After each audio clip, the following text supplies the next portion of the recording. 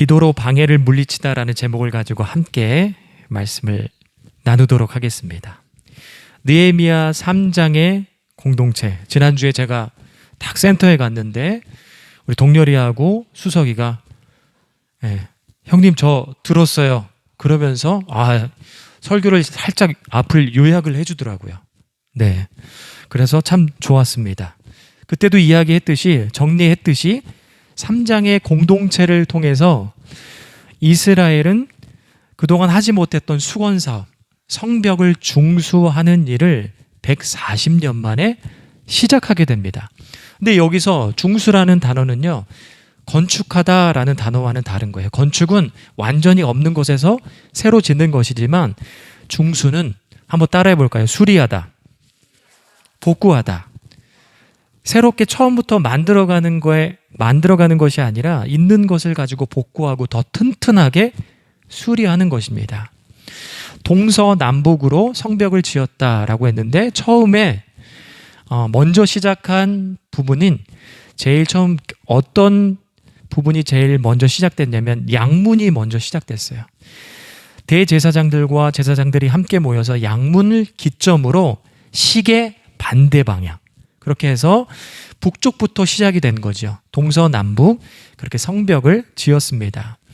사람들이 각 고을 사람들, 각 가문의 사람들이 자신의 집 앞에 성벽을 중수해 나가기 시작했어요. 마치 원을 그리듯이 그 다음 가문, 그 다음 고을 사람들이 함께 어우러져서 그 성벽을 중수하기 시작했습니다.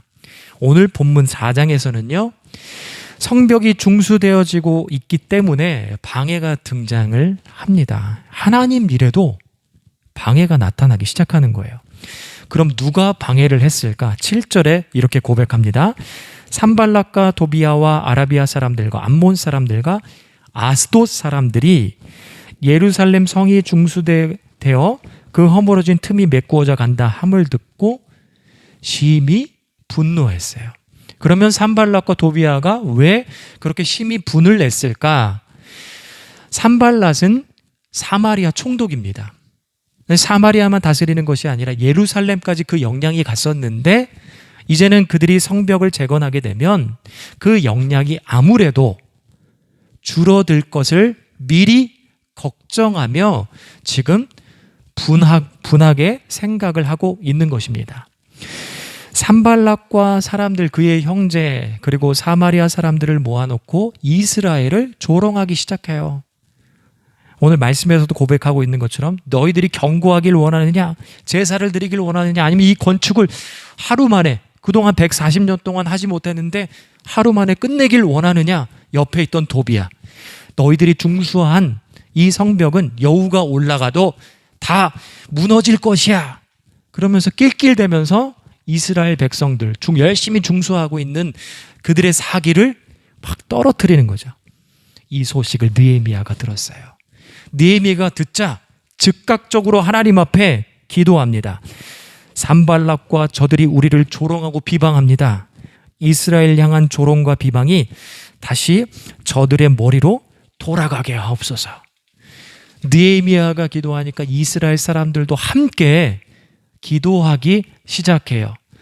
그렇게 기도해서 이제는 성벽이 어느 정도 절반이 끝났어요. 절반 끝나고 났는데 힘이 빠지기 시작하는 거예요. 힘들어요. 그리고 아직까지도 흙무더기와 그리고 돌무더기가 있는 것을 보고 근데 우리가 과연 할 수 있을까? 서로가 서로를 의심하며 나오는 모습이 또한 10절에 등장을 합니다. 그때 이스라엘 안에 성벽을 중수하는 이스라엘의 흉흉한 소식이 들리기 시작해요. 산발락과 그 무리들이 성벽을 중수하는 너희들을 쥐도 새도 모르게 밤에 와서 없애버리겠다, 이런 얘기가 들리는 거예요. 그리고 그 소식을 들었던 이웃 주민들은 10번이나 찾아와서 다시 집으로 돌아가야 돼, 이러다 큰일 나, 죽는다고, 이런 이야기가 막 이스라엘 안에 흉흉하게 퍼지고 있는 거예요. 이 모든 것들을 느헤미야가 지켜보고 있다. 느헤미야는 이스라엘 백성들을 다그치기 시작합니다. 너희들이 진짜 두려워한 것은 산발락과 도비아와 그 무리들이 아니라 진짜 두려워야 될 대상은 하나님이야 라고 그렇게 고백하는 거죠. 그리고 너의 가족들을 위해서 싸워라.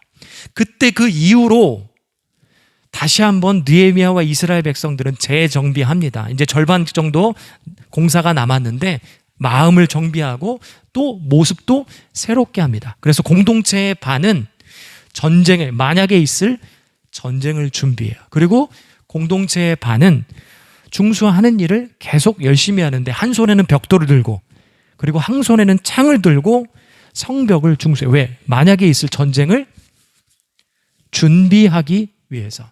그리고 느헤미야가 지혜를 내길, 만약에 어디선가 전쟁이 시작되면 내가 나팔을 부를게. 그러면 나팔을 부는 곳으로 모여서 함께 그 전쟁을 같이 막아보자. 그렇게 지혜도 냅니다. 그리고 이스라엘 사람들이 경계를 늦추지 않는데 잘 때도 마치 우리가 군대에 가면 불침번을 세우는 것처럼 한 명은 자고 한 명은 계속 경계 근무를 쓰는 거죠. 느헤미야는요, 그 전투복, 갑옷이라고 말할 수 있는 그 전투복, 전투화를 벗지 않았어요. 군대에 가면 5분 대기조가 있어요. 5분 대기 그러면은 그 사람들은 옷을 갈아입지 않아요. 쉬는 시간에도 항상 무장하고 있어요. 그래서 5분 대기 그러면은 바로 튀어나가서 그 한 몇 톤 차인지 정확하게 생각이 안 나는데 그 차에 올라타야 돼요. 그리고 막 본부로 내려가거든요. 그런 것처럼 잠을 제대로 청할 수 없어요. 전투화 신고 있으니까 얼마나 불편하겠어요. 그럼에도 불구하고 그렇게 이스라엘 백성들과 느헤미야는 마음을 합해서 하나님이 허락하신 성벽을 중수하기 시작했습니다. 느헤미야 이스라엘 공동체가 성벽을 중수하는 것과 같이 여러분, 우리 개인의 신앙과 교회를 세워가야 하는 사명이 우리들에게도 동일하게 있습니다. 그리고 그 일에는요, 하나님 일에 방해가 있다라고 얘기했던 것처럼 영적인 싸움이 있습니다.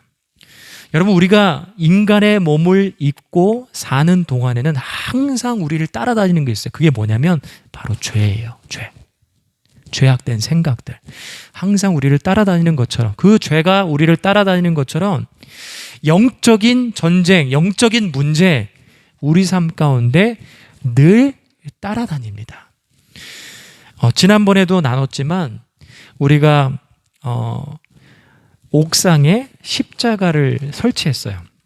십자가를 설치했더니 무슨 문의가 그렇게 많이 들어오는지, 그래서 방향을 좀 틀었으면 좋겠습니다. 위치가 다른 곳으로 갔으면 좋겠습니다. 여러 가지 문의가 들어오는데 사실 지금 지나고 나서 보면 아무것도 아니에요. 아무것도 아닌데 그때 당시에는 조금 속상했어. 왜? 원하는 위치에 달지 않아서 속상했어요. 하지만 지금은 이렇게 생각합니다. 사여 있는 십자가를 갖게 돼서 참 감사하다. 그리고 그전에는 어떤 일이 있었냐면 갑자기 관리소장님이 들어오셔서 상가 전기가 끊긴다는 거예요. 아니, 지금 70년, 80년 된도 아니고 상가 전기가 끊긴다는 거예요. 그래서 제가 그때 그 주에 진짜 괜찮겠지 그러면서 기도했어요. 기도했지만 안 괜찮았나 봐요. 그래서 제가 실제로 병원에 가서 일도 못 나가고 병원에 가가지고 약을 지어서 먹었던 적이 있습니다. 참 지나가 보면 아무것도 아닌데 그 당시에는 거기에 막 이렇게 말리는 저의 모습을 보게 됩니다. 여러분, 그런 것처럼요, 계속 우리 안에 대외적이든 대내적이든 그런 영적인 문제가 늘 따라다닙니다. 그래서 어떤 목사님은 그리스도인의 모습은 이런 거야 라고 정의를 하는데, 뭐라고 정의를 하냐면 우리는 유람선을 탄 것이 아니라 전투함을 탄 것이다 라고 이야기를 하는 거예요. 유람선을 딱 타게 되면 강물 따라 배가 흘러갑니다. 그리고 주변을 탁 바라보면서 너무 이쁘다, 아름답다, 조명이 화려하다, 빛이 화려하다, 그렇게 감상을 하게 됩니다. 근데 그런 모습이 아니라는 거예요. 우리는 지금 영적 전쟁을 할 수 있는 전투함에 올라탔다라는 거예요. 전투함에 올라탄 사람들을 보게 되면 치열하게 전쟁 준비를 합니다. 여러분, 우리나라는요, 지금도 사실 전쟁 중이에요. 그래서 20살 된 청년들이 국방의 의무를 다하고 있고 태민이가 나중에 갈 거예요. 그러면 우리는 두 발을 뻗고 자겠죠. 예. 특전사 갔으면 좋겠어요. 아니면 SDT를 가든지 SSU를 가든지 최고로 힘든 데 가서 인생을 경험해 봤으면 좋겠어요. 예.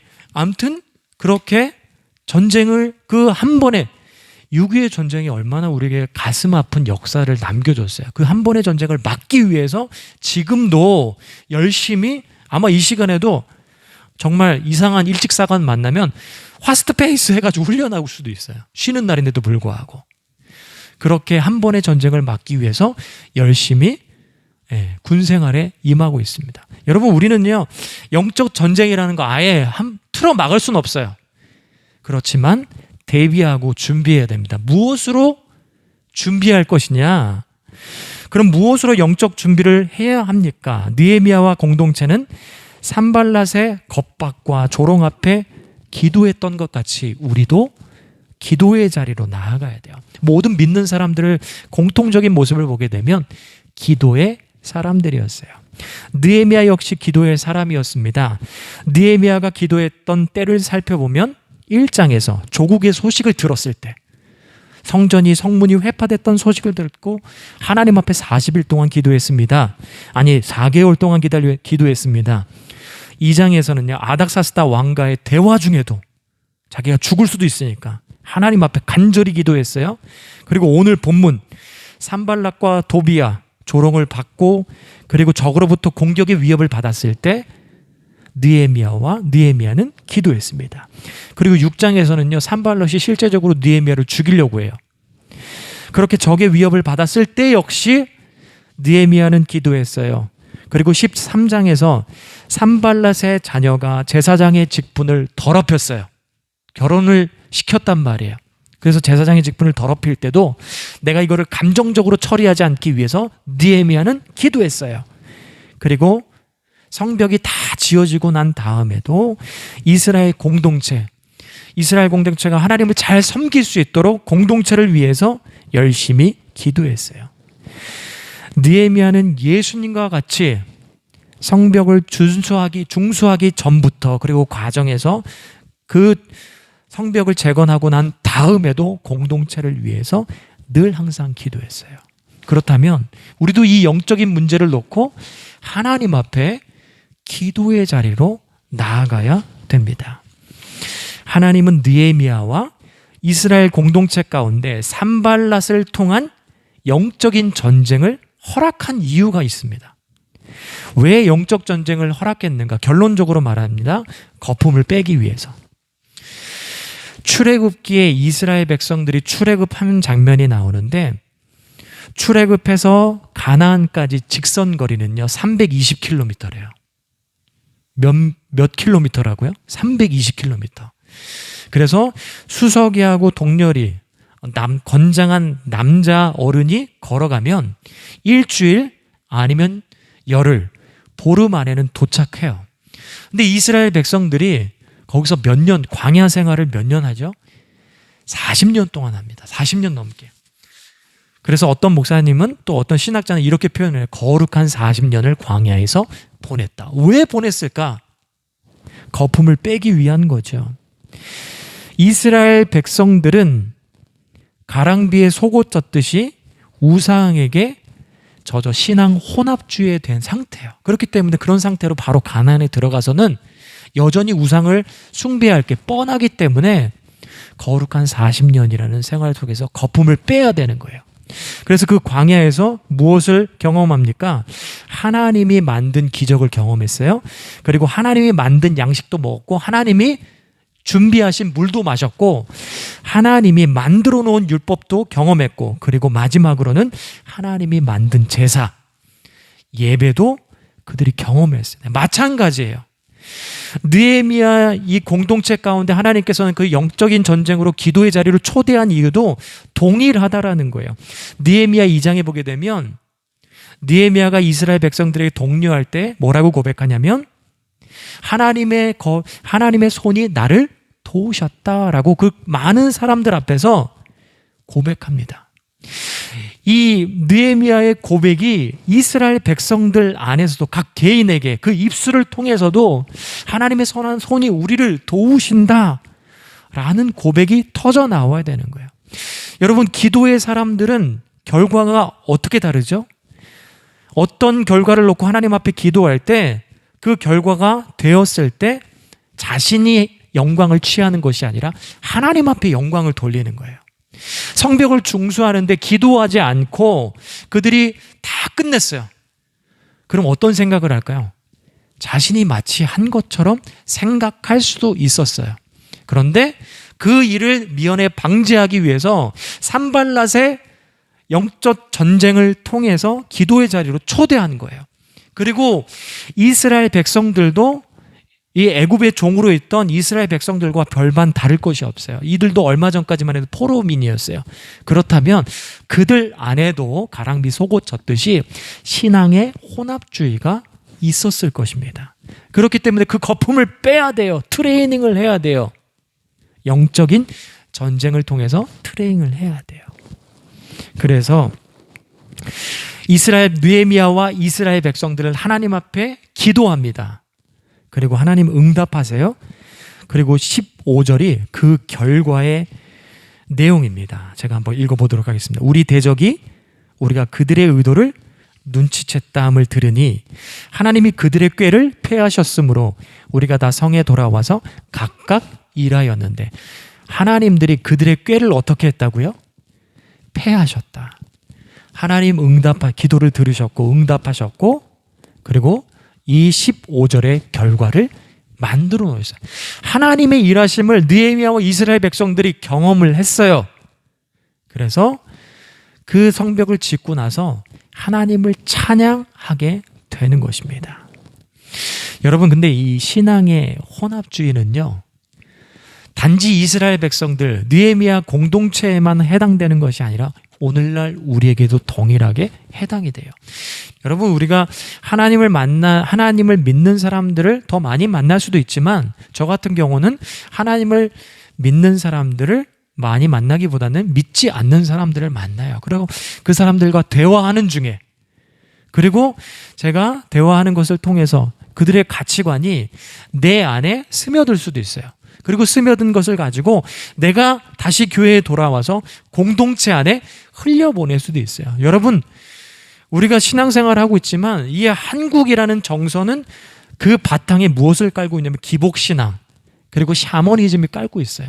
그렇기 때문에 하나님의 말씀 따라 우리가 신앙생활을 하고 있지만 여전히 신앙 혼합주의 가운데 내가 말씀을 보거나 새벽 예배도 마찬가지야. 내가 새벽 예배 드리니까 하나님께서 무언가 기도 응답을 해주시겠지, 그런 마음이 은연중에 내 마음 가운데 있어요. 하나님의 주권, 그 응답하는 것도 하나님의 주권이다라는 것을 고백하고 있지만 내가 무언가 열심히 했을 때 하나님께서 이루어 주셔야 돼라는 그 마음들이 내 마음 가운데 있더라는 거예요. 여러분, 우리가 기도의 자리, 영적 전쟁을 통해서 기도의 자리에 나가서 이 신앙의 혼합주의, 하나님 보시기에 불순물들 다 걸러내야 돼요. 그래서 우리가 뿌리 깊은 성도가 되어야 됩니다. 여러분, 하나님께 기도했다면 우리는 하나님의 전적으로 신뢰해야 됩니다. 이스라엘 사람들은 산발랏의 방에 그리고 남아있는 흙더미와 돌더미를 보면서 약간 신앙이, 약간 그들이 중수하는 일을 멈칫멈칫했어요. 하지만 느헤미야는요, 절대 그 일을 멈출 생각이 없었습니다. 심지어 복장을 갈아입지 못하고 잠을 제대로 청하지 못한다 하더라도 느헤미야는 성벽을 중수하는 일에 매진했어요. 왜? 하나님 앞에 기도했거든요. 그리고 하나님께서 함께 하신다는 확신이 그 가운데 있었어요. 성벽이 재건되는 것은요, 느헤미야의 욕심이 아니라 하나님의 뜻이었어요. 그리고 이스라엘은 다시 성벽을 재건해 신앙 공동체로 회복을 해야 됩니다. 그 안에서 거룩한 제사가 이루어져야 되고 율법이 선포돼야 되고 절기가 회복되고 거룩한 그리스도의 문화가 나눠져야 되는 것이에요. 그리고 그 마음을 누가 주셨어요? 하나님이 주시고 하나님께서 모든 것들을 예비하시고 준비하시고 나를 지금까지 인도하셨다라는 확신이 기도 가운데 있었어요. 그래서 느헤미야는 이스라엘 백성들과는 다르게 멈칫멈칫하는 것이 아니라 하나님 앞에 온전히 하나님을 전적으로 신뢰하면서 계속해서 그 길을 걸어간 것이에요. 여러분, 우리가 기도할 때 역시 내가 기도하는 내용이 하나님의 뜻에 부합하다면 하나님을 신뢰하고 의지해야 돼요. 그런데 우리는 때로는 그렇게 우리가 하나님 앞에 나와 기도하지만 기도 내용을 가지고 하나님 불신하거나 의심하는 경우도 많다라는 거예요. 비록 하나님께서 그 일들을 이루어 주지 않는다 하더라도 하나님 앞에 맡기고 온전히 신뢰하며 서 있어야 되는 것이죠. 그리고 마지막으로 느헤미야는 기도를 통해 진짜 두려워할 대상을 깨달았어요. 우리 14절 한번 같이 읽어볼게요. 14절 내가 돌아본 시작. 내가 돌아본 후에 일어나서 귀족들과 민장들과 남은 백성에게 말하기를 너희는 그들을 두려워하지 말고 지극히 크시고 두려우신 주를 기억하고 너희 형제와 자녀와 아내와 집을 위하여 싸우라 하였느니라. 누구를 두려워하라는 거예요? 산발락과 그의 무리들을 두려워하지 말래요. 정작 우리가 두려워해야 될 대상은 하나님이라는 거죠. 왜? 그들의 방해와 공격, 비방, 조롱은 영원한 것이 아니에요. 산발락과 도비야 그의 무리들, 여러분 느헤미야 설을 벗어나게 되면 그 이름은 온데간데 없이 사라져요. 산발랏의 이름 느헤미야에 또 몇 번이나 등장할 것 같아요? 많이 등장해야 열 몇 번이에요. 열 몇 번. 그 이름만 봐도 상당히 제한적이다라는 것을 알 수 있어요. 제가 월요일, 화요일 센터에 나갑니다. 그러면 저를 딱 괴롭히는 사람이 두 명이 있어요. 기현이하고 그 다음에 아까도 기현이 형이라고 그러는데 얼마나 괴롭힘을 당하면 기현이 형이라고 그러겠어요. 동생인데. 네, 기현이. 그리고 네, 들으십니까? 재혁이 형. 그렇게 저를 괴롭혀요. 그거 안숙준 그거 가짜 아니야? 위조 아니야? 진짜 목사 맞아? 그렇게 하면서 저를 그렇게 산발락과 같이 조롱해요. 비방하고. 그런데 월요일, 화요일만 할 수 있어요. 수요일부터는 못해요. 왜? 내가 그 자리에 없기 때문에. 그런 것처럼 여러분 산발랏의 비방과 도비아의 비방은요 영원한 것이 아니에요. 제한적이에요.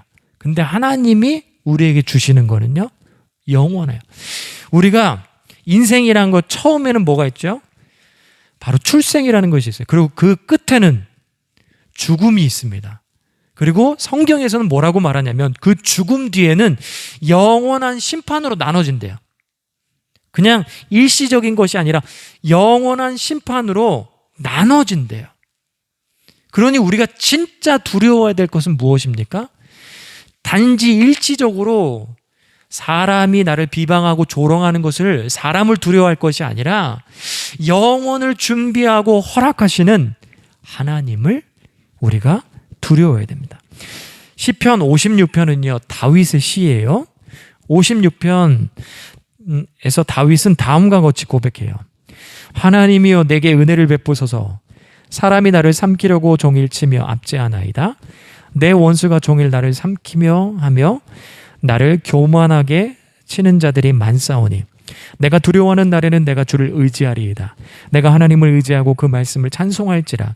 내가 하나님을 의지하였은즉 두려워하지 아니하리니 혈육을 가진 사람이 내게 어찌 하리일까. 시편 56편은 다윗이 블레셋 왕 아기스 앞에서 있었던 일을 경험한 후에 지은 시예요. 다윗은 사울을 피해서 블레셋 땅 가드로 피하게 됩니다. 도무지 이스라엘 땅에서는 사울 때문에 살 수가 없었어요. 블레셋 땅 가드로 갔는데 블레셋 땅 가드는 바로 골리앗의 고향이에요. 근데 골리앗은 누구의 손에 죽었어요? 다윗의 손에 죽었어요. 그러니 거기 있는 사람들은 다윗을 다 잘 알고 있었던 것이죠. 그래서 다윗이 왔을 때 왕 앞에 데리고 갑니다. 그때 다윗이 어떻게 한 줄 알아요? 침을 질질 흘리면서 정신병이 걸린 것처럼 그렇게 왕 앞에서 침을 질질 흘리면서 이상한 행동을 했어요. 그래서 목숨을 건졌어요. 그런데 그 순간 다윗이 무엇을 느꼈냐면, 살긴 내가 살았지만, 미친 척 해가지고 내가 살았지만, 그때 자신의 초라함을 느낀 거예요. 영적인 초라함을 느낄 수밖에 없어요. 내가 하나님을 전적으로 의지하지 못해 나를 죽이려는 사람들을 내가 너무나도 두려워했구나. 그런 어떤 신앙적인 현타가 빡 와버린 거예요. 그래서 다윗은 다짐을 합니다. 하나님 앞에 뭐라고 다짐하냐면, 내가 이제는 하나님을 더 의지하고 사람을 두려워하기보다는 하나님을 내가 더 신뢰하겠다 라고 그렇게 깨달으면서 고백한 것이 바로 시편 56편이에요. 여러분, 우리가 살면서 영적인 문제, 영적인 전쟁 떨쳐버릴 수 없습니다. 늘 항상 우리들 가운데 찾아옵니다.